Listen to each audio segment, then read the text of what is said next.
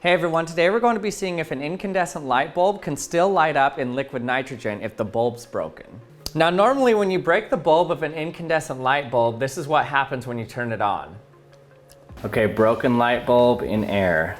3, 2, 1. Whoa, that actually lit for a while. The filament that's in there quickly oxidizes and burns completely through, so it can't light up anymore. The reason an incandescent light bulb regularly burns is because the filament has a lot of current pass through it, and that heats it up, and because it gets heated up so hot, it burns super bright. And you can tell what color it is based on the temperature because this is actually black body radiation coming off of it.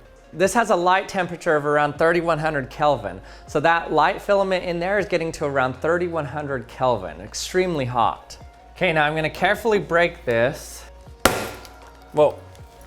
Well, that's surprising. This has a bulb within a bulb. Now I'm gonna have to break open this glass piece here. Okay, now I've carefully cut this glass here so you can see the exposed, there's 2 filaments, one on each side. It's completely hanging by the filaments, open to the atmosphere now. Okay, here's our cup of liquid nitrogen. Put this in it.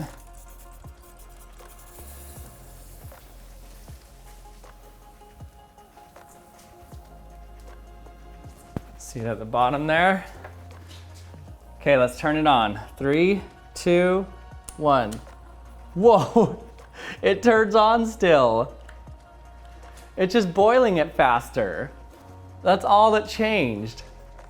Let's turn down the exposure so you can see. So the reason the filament glows is because there's a high current going through a tiny little wire. The filament in these bulbs is made from tungsten usually. And because this temperature is so high, in order to prevent the tungsten from evaporating, they usually fill it with an inert gas, usually argon or nitrogen. And they do it at a reduced pressure, usually around 0.7 atmospheres. That's why when you break these glass bulbs, you hear a pop because there's a vacuum in there. Take it out, still cold, turn it on.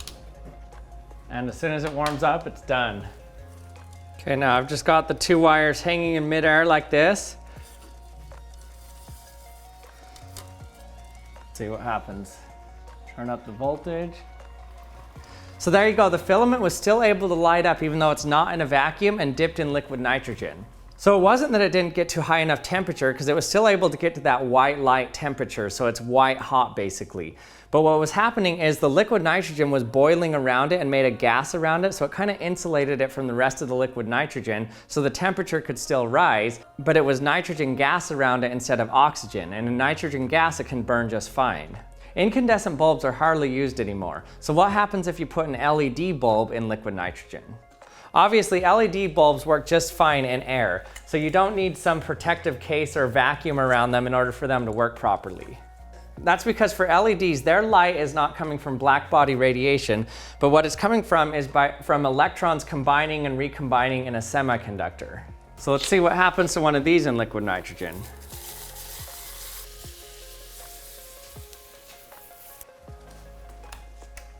So the LED still worked in the liquid nitrogen, but you might have noticed a slight color shift. That's because when you put LEDs in liquid nitrogen, it changes their color slightly.